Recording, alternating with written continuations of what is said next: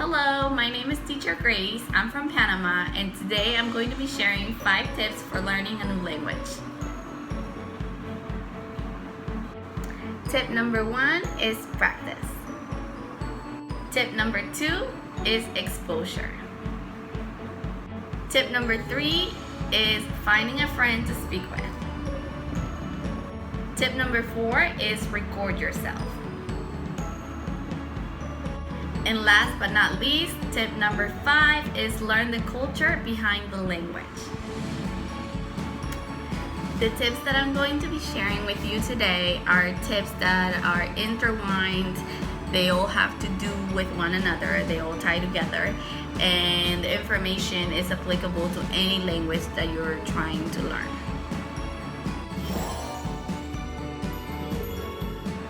Okay, so practice is the first tip I want to talk about, and I'm going to be sharing my own experience on how I practice and what made the difference between not learning and learning the language. So when I was younger, I grew up in Panama, and I used to take English once a day in school for maybe 1 hour a day, and that wasn't enough practice. When I would go home, I would speak to my family in Spanish. I would have friends that I would play with, all, only speaking Spanish. And most of the music that I would listen to, some of it was in English, so I would get a little bit of practice there, but then the rest I would listen to Spanish music and I would not get, practice there. So the most practice I would get was once a day, 5 days a week at school for English. And that only taught me how to say, a little bit of the numbers and some words here and there, some phrases, some common phrases like my name is and how are you and things like that. That is all I learned in my first 10 years of life, practicing once a day for 1 hour, 5 days a week. So practice is extremely important. The more you practice throughout your day, throughout your weeks, throughout the months, you are going to become, more fluent in the language. You're going to learn more vocabulary, but you have to practice as much as you can.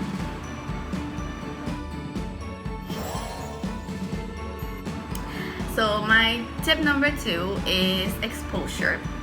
And what I have learned is that English as a foreign language, EFL, is when you live in a place where English is not the primary language, such as Panama.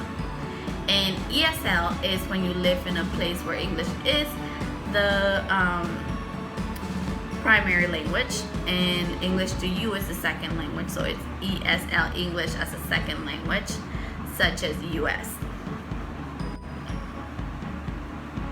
Being able to learn English as a foreign language meant that I was not exposed to English all of the time. So by me not being exposed to it all of the time, it made my learning process very slow and difficult. And then when I moved to the US, I was exposed to it 100%, if not, maybe 90%, if not 100. When I would go home, sometimes I would still talk in Spanish with my mom, my relatives, but for the most part of my day, I was exposed to it everywhere I went. So that made a big difference in being able to learn it and how fast I learned it. I was able to learn it in 3 months, versus the 10 years that I was not exposed to it very much in Panama. So if you do live in a country where English is not the primary language, where you're learning English as a foreign language, EFL, I would encourage you to cause that exposure on yourself. So if you're at work, make sure that you are listening to, on your breaks, you're listening to music. If you have someone you can speak to, if you can just take out a book and read it in the other language and just look up words. All of that is causing exposure on yourself and causing you to practice as much as you can. if you are at school, you know, and in your classes, if you are able to enroll in a school where, you know, a lot of your classes are English, if that's what you're trying to, or the language that you're trying to learn, I would suggest that. But if you can't, I would just suggest that any gaps that you have, you know, you expose yourself to that language. At home, especially when you get home, try to expose yourself to the language as much as you can. Like any free time that you have, expose yourself to the language. If you go outside and you read signs, you know, look up what those signs would be in that other language, so that even though you're not exposed to it like physically at the moment in the place where you are still kind of exposing yourself by just looking up that stuff and on your phone, or you know, in a book, or wherever you know, Google, the internet, wherever you can find you know, signs and anything you see, you know, you try to like find those things in the other language, so that you are exposed to it as much as you possibly can. So tip number 3 is finding someone to speak with. This is very crucial. If you have a teacher that you can, you know, practice with, that is perfect. But if you don't have a teacher like that, or even if you do, it is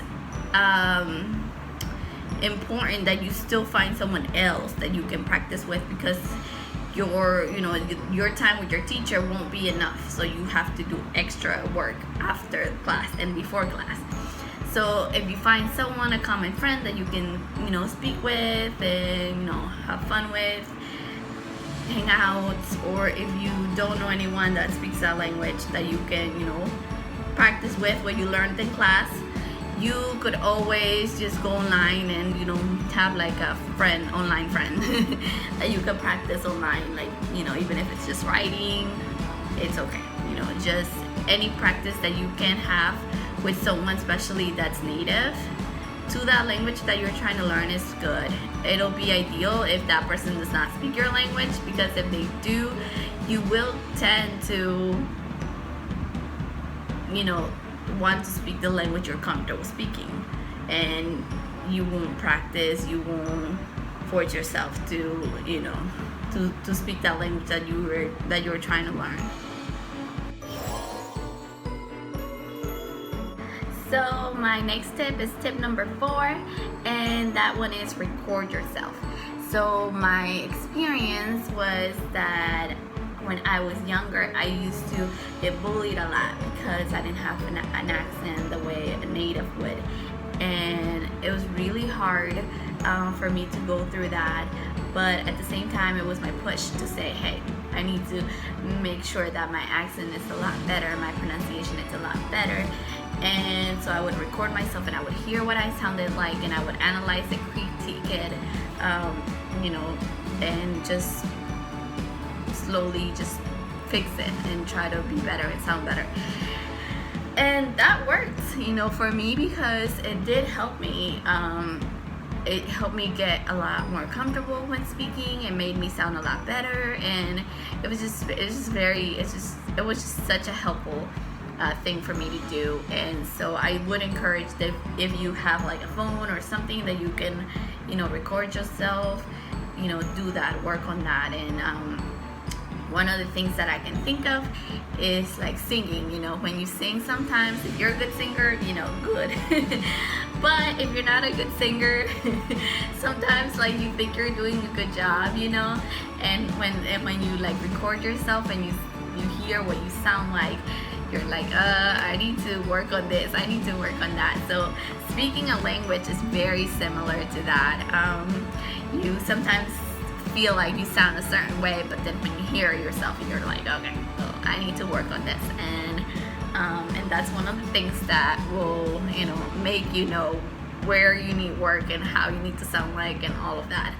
I also want to say that you don't want to aim for perfection. You don't have to. As a child, it's much easier to learn a language than when you're older.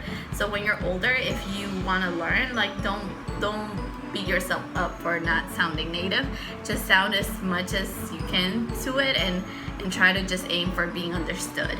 If you're understood, I feel like you are doing a really good job, and you know that is the best that you can do, and that is good. You know, if you cannot get that native accent, you know, that's great. You know, but if you don't, do not feel bad. You know, as long as you're understood, you have accomplished your mission, and you will be fine. So record yourself, listen to yourself, critique yourself, and just self-correct.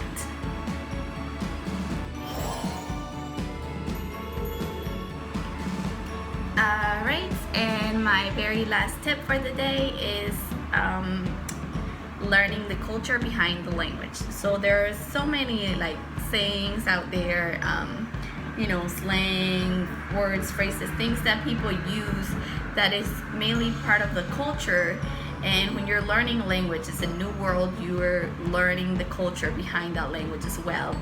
And so I would just encourage you to just remember that, acknowledge that when you're learning the language, and just know that there will be culture that comes with the language, you know, such as food, such as sayings, such as, you know, slang, all kinds of things and that people do, even the things that people do that are common in that place, in that location, come with the language. So I'm gonna give you a few examples. When I was working at a interpretation company, I remember they were saying, like, when you're going to translate from one language, from Spanish to English and vice versa, make sure that there's a phrase in English that says, you know, cats and dogs, raining cats and dogs, and when you're translating that, you can't really translate literally, it's raining cats and dogs. You have to translate, it's raining really hard, right? And so that was one thing that they kept telling us, like, if you're translating, make sure you don't do the literal translation, you know, do the translation that represents the meaning behind it, right? Another thing was the saying that I used to say a lot in Spanish. We say, oh, I feel caught between a wall and a sword, you know, but in English you say, I feel caught between a rock and a hard place. And they're the same exact saying, but the culture in Spanish, it's these two words, wall and sword, versus, you know, rock and a hard place in English. And those little things like that, you know, come with a culture. Another example that I would like to give is, like, in Spanish, usted, or tú, right? So in Spanish, you say, for you say usted in a formal way, a respectful way, and tú in a more informal, common peers kind of language. And so if you're referring yourself, if you're talking to someone and you use usted and that person's a little bit older, you know, that's the correct word to use. But if you're talking to someone that's around your age and you don't want to be formal, you say tú, right?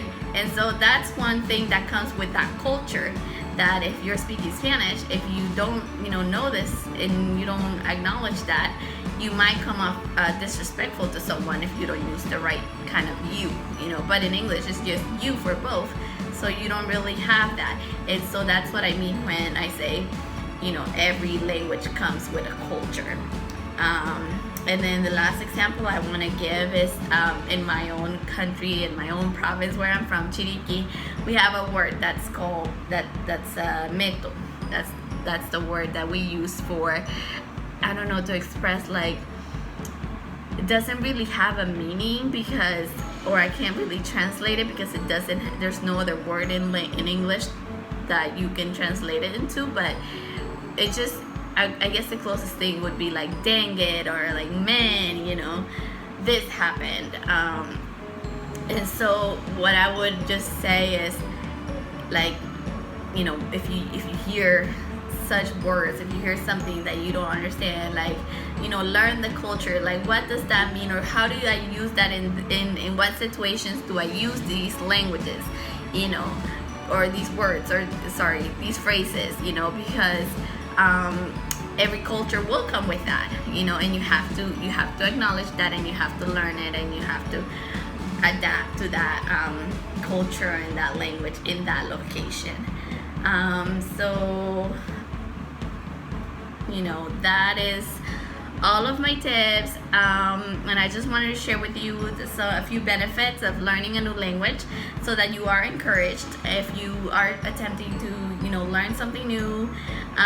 Go out there and do that. You can make friends, you can connect with others, you can travel around the world, you can it's really good for tourism, it's really good for job opportunities.